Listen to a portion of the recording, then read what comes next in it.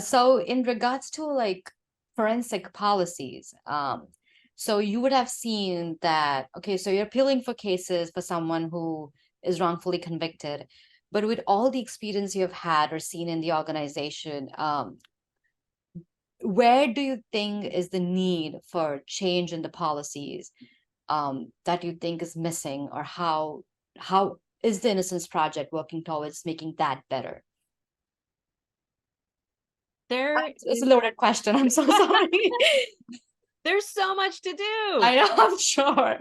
I have a list of 500 things. But yeah, I'm so sorry. Such a loaded question. So we've chosen to take on certain chunks Okay. of the very big pie cake. I don't Right. know, of the giant ball of things that need to be done. Okay. Uh, they're the forensic science system uh, really needs advocates, Mm. and I have, you know, it just to go off on a tangent here. Right. One example is how the hemp and cannabis laws were passed, Yes. and how states, after the federal government approved, uh, passed the bill, then states took that on.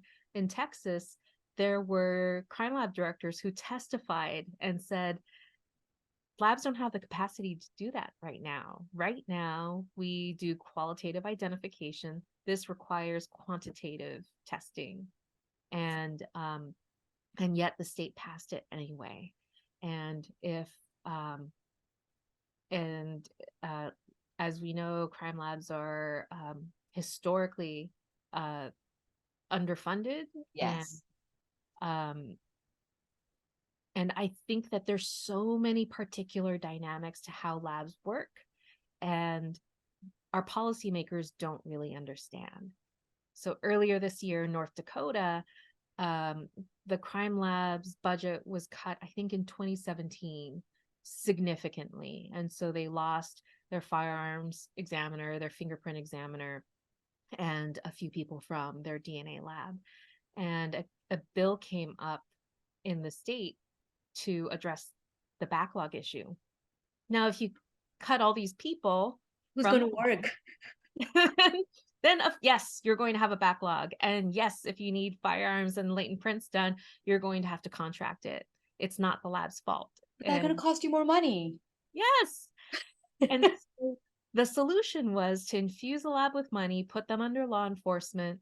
And the idea was the the constant communication with law enforcement will reduce the backlog, and that you put money into this, and tomorrow DNA analysts will start churning out more cases, and there needed to be a lot of education for the policymakers that it takes a really long time to for an examiner to become competent, and then because labs are so careful about when people go in and touch real cases that impact real lives. And so throwing money at it now and hiring DNA examiners doesn't mean that tomorrow your backlog is going to start getting fixed. And and It's going to take at least a year for the new analyst who joined in to start a case. So, and then you already have backlogs from that 1 year that someone started. So it's a never ending process that you're feeding fuel to. Ay, ay, ay. yes, so these are some examples of how policymakers are passing laws without understanding the system. And so as someone who does forensic science policy, it's a very, very small world of people who do this work. We really need more people. We need people who understand forensic science to do it, and help policymakers uh, walk them through uh, the impact of the bills that they're considering.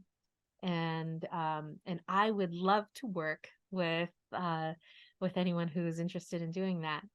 Um,